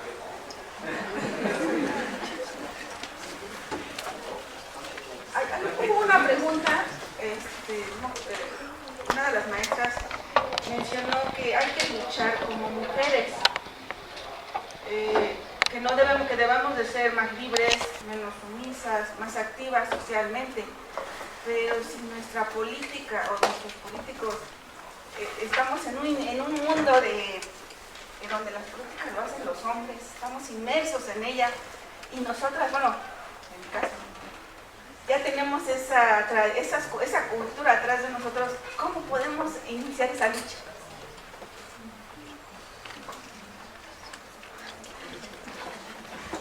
A ver si hay alguien más. De hecho, a mí me llamó mucho la atención una frasecilla que dice la licenciada. Yo no soy parte de la universidad, pero no conozco su nombre, disculpe. Pero me gustó mucho que decía, las mujeres tienen que defenderse, ¿no? Tienen que defenderse, y justamente lo que decía la compañera, estas políticas de inclusión parece que están diseñadas para eso. Tienen que defenderse de los otros, los hombres. Y lo que también decía la compañera, estas políticas que se están diseñando, esta lucha que se está haciendo entre mujeres, pues se está haciendo de mujer a mujer, ¿no? Pero creo que hay una parte fundamental que es también pues, educar a la nueva generación de hombres, porque cómo debería de ser los hombres en el futuro para que esta lucha sea posible. Porque creo que pues, las mujeres como madres nos enseñan muchísimas cosas, al igual que los padres. Entonces, ¿cómo se tendría que educar a los hombres para que la lucha de las mujeres también sea posible?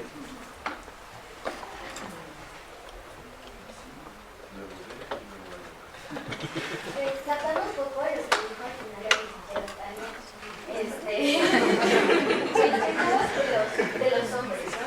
Que también es importante como hacer énfasis en que esta lucha no es solo por nosotras, sino porque este sistema en el que vivimos no solo nos oprime a nosotras, sino también a los hombres.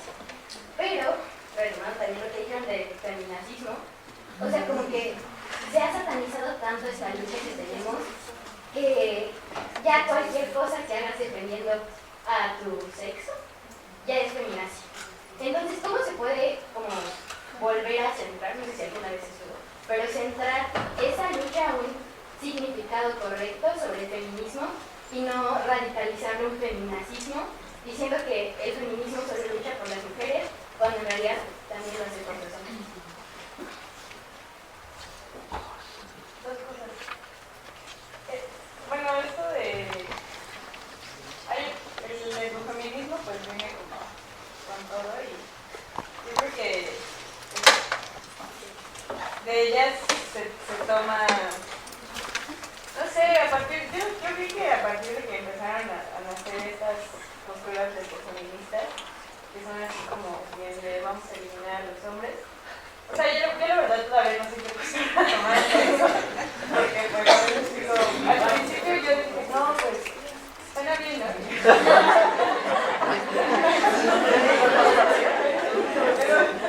Pero no, o sea, no me parece que...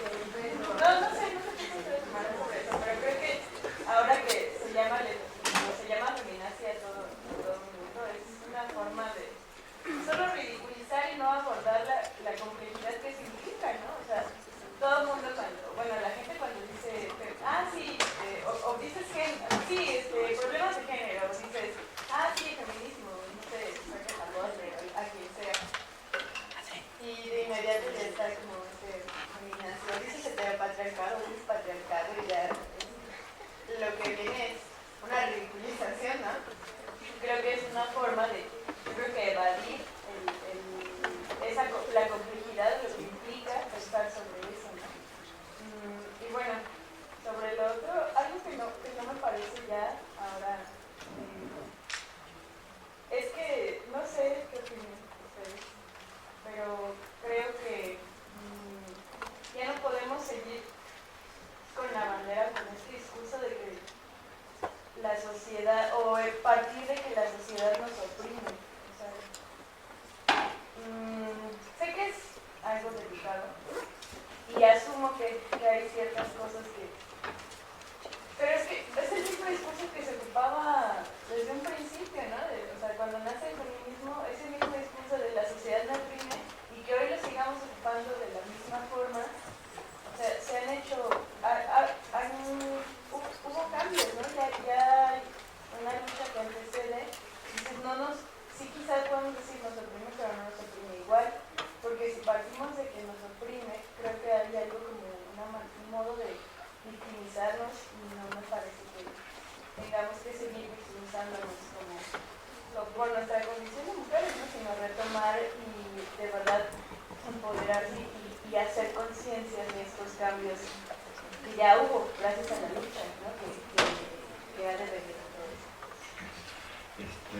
Fíjate que voy a dejar solamente la última pregunta porque si no, no va a dar tiempo de las respuestas. O si haces la pregunta muy cortita. Esas dos últimas y ya vale. Era una allá atrás. ¿Sí?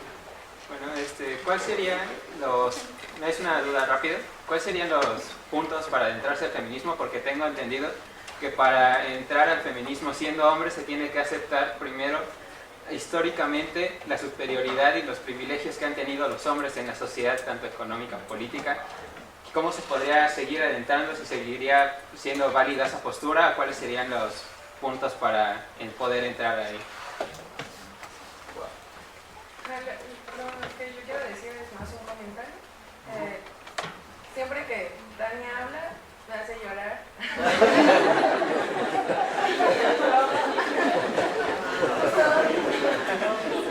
Justo porque en ella creo que veo reflejada pues la forma concreta de la lucha de la mujer, ¿no?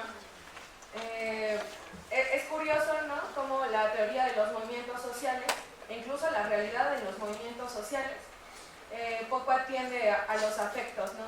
Y incluso a la figura de la mujer, con todo y sus afectos, ¿no?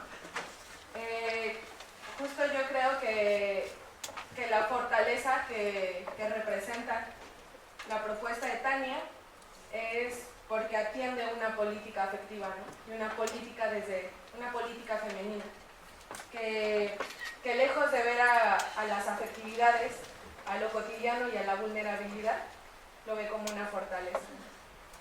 Y justo es lo que a mí me parece más bonito, como más humano, y que de esa forma, si es cierto, sí podemos construir una realidad muy distinta, una realidad muy otra. Va a pasar el micrófono y van a los hermanos rápidos que quieran en el orden en que quieran.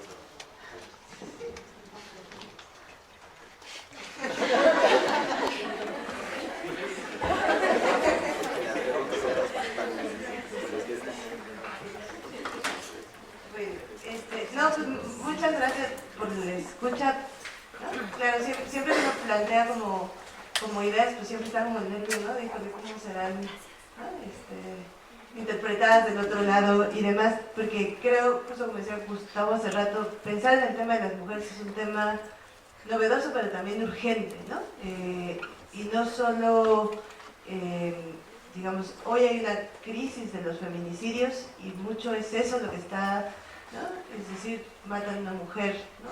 6 mujeres son asesinadas al día en este país y creo que eso, bueno, a mí me llama, ¿no? Y me preocupa muchísimo y por eso pues me aventuré también como a decir cosas, ¿no? Que a ver qué tal pensaba, ¿no? Creo, bueno, una cosa que tampoco tengo yo como muy claro, ¿no? Pero es una cosa que he estado como mirando constantemente, ¿no? Sobre todo con los jóvenes, ¿no? Aunque también con los adultos, pero en otro sentido, es esta noción como de las tensiones, ¿no? Es cierto, ¿no? O sea, las mujeres, es decir, estas mujeres que están aquí sentadas hoy, ¿no? Son otras mujeres, ¿no? Y cada generación que llega, vienen, por decirlo muy bonito, bien más cabronas, ¿no? O sea, y trae una fuerza más, ¿no?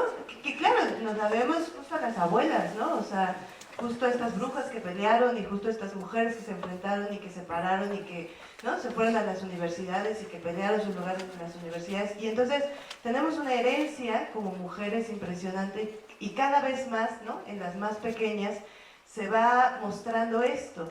Pero creo que hay una tensión fundamental porque sí creo que el feminismo ha logrado, no solo ¿no? El feminismo institucionalizado o el feminismo de la academia, sino sobre todo el de calle, el de los movimientos sociales, el de las contradicciones directas en los cuerpos, ha logrado de alguna u otra forma abrir un espacio para que las mujeres reflexionen desde qué significa ser mujer. Tenemos, ¿no? Mucho tiempo reflexionando esto, no solo en términos de las grandes autoras, ¿no? Que es un deleite leerlas, sino también en términos cotidianos de encontrarnos, ¿no? Y pensarnos un ratito, bueno, ¿no? ¿Qué voy a hacer con esto? Y de repente escuchamos los discursos de las mujeres más jóvenes. Hay un texto muy bonito, que hacen una mesa los zapatistas sobre las mujeres zapatistas y que van demostrando, ¿no?, en forma de sus narraciones cómo ha cambiado la lucha de las mujeres, ¿no?, durante el zapatismo en estos últimos 20 años. Y habla primero la comandanta Miriam, que cuenta la noción de los caciques, ¿no? Ella fue una mujer todavía que le tocó el derecho a prenada, ¿no?, por un cacique, ¿no?, y cómo significó entrar a la lucha, ¿no?, revolucionaria en términos de la transformación, y las generaciones que vinieron después hasta llegar a las más pequeñas, la Toñita, Lupita, ¿no?, Defensa Zapatista, ¿no?, que es la más chiquitita de todas, y que narran un poco esta transformación generacional, pero a la vez hay un texto lindo que se lo recomiendo mucho, que se llama justo La visión de los vencidos, que narra qué ha significado para los hombres estar ante esas mujeres. Y lo que dice el zapatismo a mí me daba mucha luz, porque finalmente había que asumirse como que fuimos vencidos. Pero asumirse como vencidos en un marco de la masculinidad es sumamente complicado, porque cómo asumir lo que dicen, ¿no?, los combatientes en Kobán, ¿no? O sea, ser asesinado, ser matado por una mujer combatiente es irse al infierno. Prefiero que me mate un hombre, ¿no? Ahí se puede, ¿no? Pero jamás una mujer, porque significaría, a pesar de que es una combatiente, ¿no?, que está dotada militarmente de todas las herramientas y que tiene la misma capacidad, no se puede pensar, ¿no?, que un hombre sea matado por una mujer. Entonces creo que ahí hay una tensión que nos llama la atención, y creo que en esa tensión es donde ahorita tenemos, no lo tengo como todavía claro, pero a mí me preocupa esa tensión, porque me preocupa esa tensión al ver notas como que una mujer fue asesinada por abortar, ¿no?, por su pareja, o que una mujer fue asesinada por no abortar por otra pareja, o que una mujer es asesinada porque se quería ir de fiesta, ¿no?, y el novio la mató. Creo que ahí hay una tensión que está surgiendo, que podríamos explicarnos de alguna forma estas nociones de tensión, ¿no?, de que está surgiendo un nuevo sujeto y una sociedad que todavía no tiene los elementos como para pensarlo. Por otro lado, creo que el tema del género, los textos de Federici son muy buenos, porque lo que menciona es que el tema del género es una cuestión de lo más profunda. No estamos hablando solo de cuestiones del capitalismo, sino estamos hablando de aquello que estaba antes del capitalismo, que viene desde los inicios de la humanidad, y que es el patriarcado, porque de sistemas hemos cambiado, ¿no? Es decir, tenemos, ¿no?, el capitalismo es un sistema relativamente nuevo, pero el patriarcado estaba antes. Y asumir una crítica hacia el patriarcado es todavía más difícil. Yo hago un ejercicio con mis alumnos que preguntamos a niños de 3, 4 años sobre qué pasaría si despertaran siendo niños o niñas al siguiente día. Lo impresionante son las reacciones de los padres, porque pareciera que les están ofreciendo, no sé, irse al infierno, o ¿no?, consumir drogas, prostituirse. O sea, cuando la simple pregunta es preguntarle a un niño, con los padres presentes, ¿no?, ¿qué pasaría si despertar siendo niña o niño? Pero pareciera que el cuestionamiento del género es uno de los cuestionamientos más profundos, y por lo tanto ejerce una tensión fuerte en torno al tema, ¿no? Y de ahí el concepto de feminazi, ¿no? O sea, es decir, ¿cómo me enfrento a un concepto que me está cuestionando todo mi ser como cultura, como sociedad, ¿no?, como formas sociales, culturales, como formas económicas, como formas de poder, y creo que tiene que ver como un poco con eso. Claro, también tiene que ver con una contraparte, y es cierto, las mujeres han asumido por momentos distintas formas de feminismo, también formas bastante densas, ¿no?, en términos de decir, bueno, a la chingada los hombres, perdón.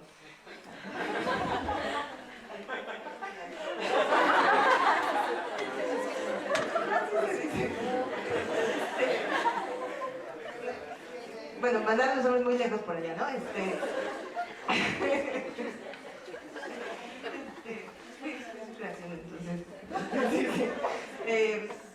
Creo que también hay excesos, pero habrá que pensar esos excesos con toda calma. Por ejemplo, a mí un fenómeno que hoy me preocupa son los grupos de autodefensa de mujeres jóvenes, porque creo que ahí hay más que una construcción hacia lo común, hay una defensa muy brutal y con mucho odio, y creo que habrá que pensarlo con toda calma, pero está pasando. Y por supuesto, como le dices, una chica que no aprenda karate o judo para defenderse en las calles cuando tiene, ¿no?, una estadística cotidiana de mujeres que han sido asesinadas y de chicas que conoce que han sido acosadas sexualmente, etc. O sea, creo que es un tema como sumamente difícil, ¿no? También el tema de las nociones de acción afirmativa, ¿no? Estos de los camioncitos solo para mujeres, también creo que son de repente estructuras que se dan como desde arriba, ¿no? Como protejamos a las mujeres. Y yo creo, la apuesta que yo hago es más bien construyamos desde abajo. Desde abajo empecemos a reunirnos, ¿no?, entre mujeres y entre hombres, a discutir qué es lo que necesitamos. Necesitamos un camión que solo vayamos nosotras, mientras, ¿no?, nuestros compañeros se quedan mirándonos con cara de malditas porque se van ahí.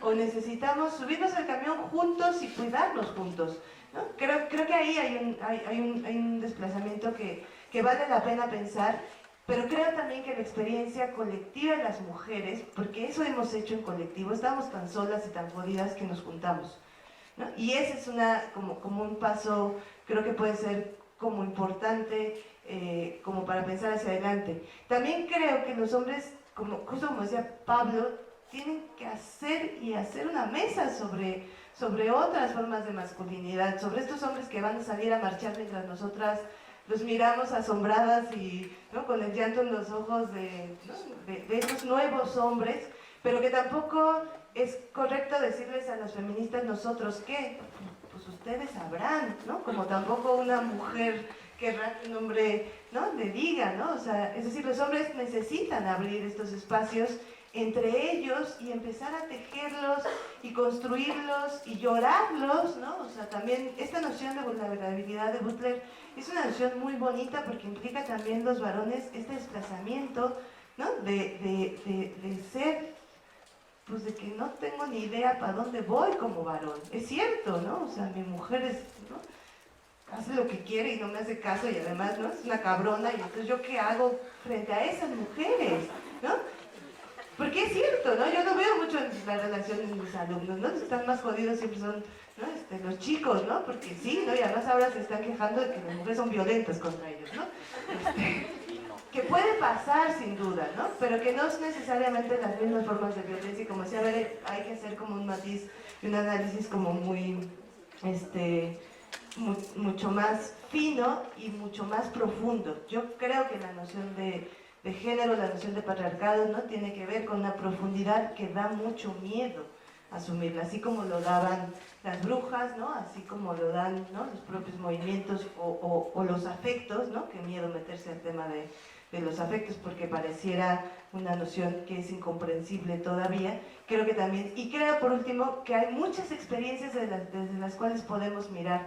De verdad, yo estuve pensando mucho en tres experiencias concretas. Una es el zapatismo, ¿no?, con lo que han hecho las mujeres zapatistas, con lo que han logrado construir en 20 años. Es uno de los movimientos más impresionantes en los logros de las mujeres porque ha transformado verdaderamente una cultura, no solo en términos de cuotas o no solo en términos de representaciones, sino hacia el fondo. Las mujeres kurdas, ¿no?, que también han transformado y que tienen una apuesta por una transformación radical que incluya, ¿no?, un gobierno no patriarcal, un gobierno democrático, un gobierno de base, y pensaba también en experiencias chiquitas, ¿no? La experiencia de las mujeres violadas en Atenco a mí me enseñó muchísimo. Como desde ahí, desde el dolor más terrible, uno puede reconstruirse y enseñarle a un país que es necesario, ¿no?, alzar la frente al agresor. Y nada más porque ya me extendí. Bueno, no sé, Chucho, me preguntas algo muy difícil y la pregunta, yo te respondería y quizá pues desde mi posición. Te respondo como kantiana, que me declaro abiertamente. Te respondo como marxista, que me declaro en los salones de clase. Como anarquista, como guadalupana. Todas esas son las declaraciones que me hago en los salones de clase. Como apologista de los movimientos guerrilleros y excompañera de algunos de ellos. Como apologista de los movimientos estudiantiles o de los movimientos sociales. Respondo como venida de mi pueblo. Después de tantos años que estoy aquí, añoro tanto mi pueblo. No sé cómo responderte, creo que, o como profesora, y quizá como profesora tenga pues tenga la respuesta, que es la que yo doy en los salones de clases. Creo que Tania me ha dado ahorita algunos elementos y desde ese punto de vista, pues respondería desde donde estamos, ¿qué podemos hacer? Haciéndonos esa pregunta. Y yo terminaba la ponencia ponderando el papel y la importancia que tiene el hecho de que estemos en esta institución. Como profesora de identidad que soy, que me considero pues bien buena en mi identidad porque me gusta harto la materia, sí creo que a partir de que conocemos muchas cosas que tiene nuestro país, nuestra universidad, nuestra facultad, nuestro mundo, nuestra casa, como que desde por ahí podemos hacer cosas, ¿no?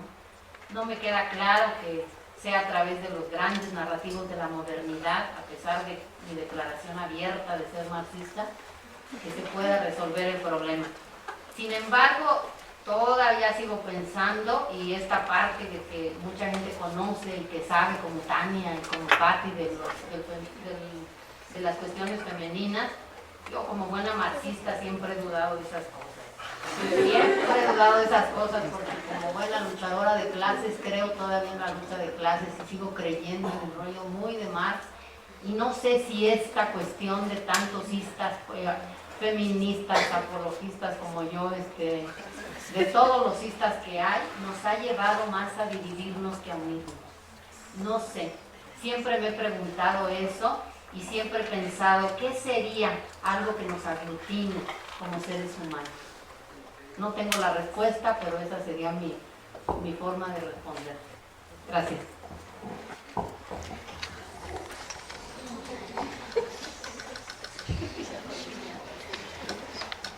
Lo que sucede es que a partir de lo que han dicho, reflexiona uno y imagina.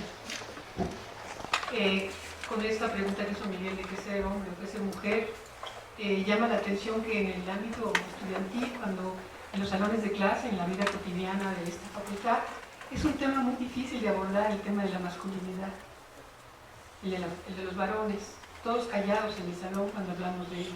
Las mujeres inmediatamente abran el micrófono y empiezan a decir y todo lo que sienten, no lo sienten, y qué les gustaría, y reflexiones interesantes además, y los hombres callados. Sí me llama la atención. En esta construcción, o por decirlo de una manera, de la masculinidad, de ser varón, de ser hombre, es una pregunta fundamental, así como la hacemos, ¿qué es ser mujer? ¿Y qué es relacionarnos con un hombre? ¿Y qué es relacionarnos con una mujer? ¿Qué es relacionarnos entre mujeres? O sea, es bastante complejo todo en el sentido de la relación humana. Aunque un alumno decía que ya no era humana, que era humana en el salón. ¿Cómo era? ¿Te acuerdas usted?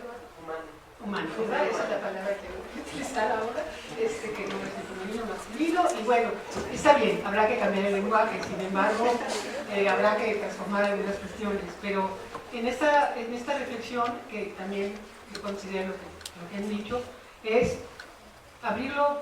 En esta facultad de psicología está difícil hablar sobre hombre, mujer, sexualidad, todavía es increíble. Hay un silencio en mi experiencia en clase con alumnos y alumnos. No puedo generalizar tanto, ¿verdad? Pero es un tema que como que, no maestra, no vamos a pensar en él. Por eso a los alumnos ahora, en vez de hablar, el texto que les dejé leer se llama Varones, en vez del de mujeres. A ver qué pasa, voy a ver qué pasa, todavía no me traigan sus ensayos. Vamos a ver, me encantaría verlo después discurrirlo en clase, pero el día que hablamos de género, de mujeres y de hombres, fue la clase más prendida. Todos se quedaron y hacía calor. Se encendieron las hormonas, se encendió la vida y todos se quedaron como hasta el último momento y un poquito más. Entonces me di cuenta que sí, que poder hablar de ser hombre, de ser mujer, hay que aprovechar estos espacios también para hablar de feminismo, como muy bien y los movimientos sociales, como muy bien lo hace Tania, las reflexiones interesantes que hace Blanca desde su punto de vista y por supuesto también la de Pablo en sus textos. O sea, hay mucho que decir y ojalá nos animemos a hablar sobre ello. No sé, es todo lo que diría.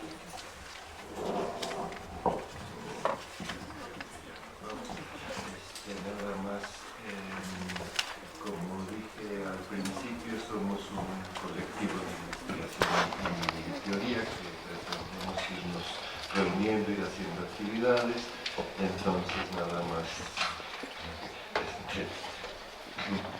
no sé, les recuerdo de lo que vamos a a hacer, no sé porque todavía no sabemos qué vamos a hacer, pero ya les iremos diciendo que podemos ir organizando. Si alguien quiere clausurar esto, Lamberto, por ejemplo, y Jesús Segura. Gracias. Yo nomás quisiera hacer una observación que creo que es pertinente. Estas mesas han sido por invitación, o sea, no ha sido bajo la coerción de que asistan y tienen puntos.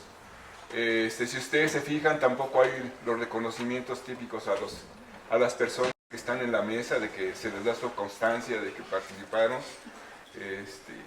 Y creo que esa es la dinámica que muestra el verdadero espíritu universitario en términos de compartir experiencias y apropiarse de las experiencias de los otros o de las otras, ¿sí? y retomarlas, y a partir de eso ir generando una nueva reflexión sobre lo que somos, sobre nuestra actividad y sobre nuestros diferentes roles como profesores, esposos, padres, hijos o hijas, etcétera, etcétera, etcétera, ¿no? Y pues yo les agradezco a los cuatro por esta experiencia y por su generosidad en compartir sus visiones con nosotros. Muy brevemente, bueno, muchas gracias a todos los asistentes. Veo a muchos de mis alumnos que voy a acompañar. Pero hay una cosa que me gustó mucho.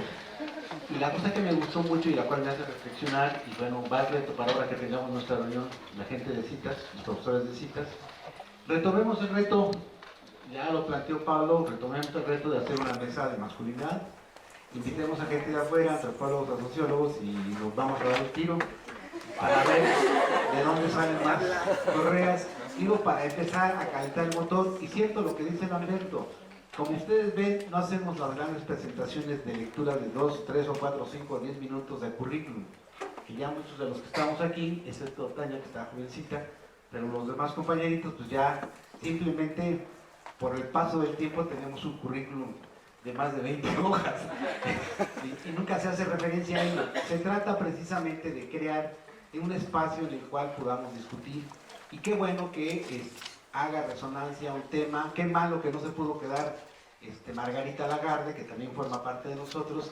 Tampoco se pudo quedar Marta Lilia Mancilla, que también forma parte de nosotros, y que tenemos también un grupo de profesores que no están con nosotros, pero que nos quieren y se acercan y van a participar con nosotros. Y que recordarles que somos un grupo de profesores, en realidad estamos reflexionando no solamente la psicología, sino también los problemas cotidianos y los problemas que suceden en nuestro país. Creo que esa es la mirada que aspiramos con este nuevo currículo tener para los psicólogos. Y bueno, les agradezco, muchas gracias. Y a los compañeros que estaban acá arriba, pues muy bien, se vieron muy guapos y muy bonitos.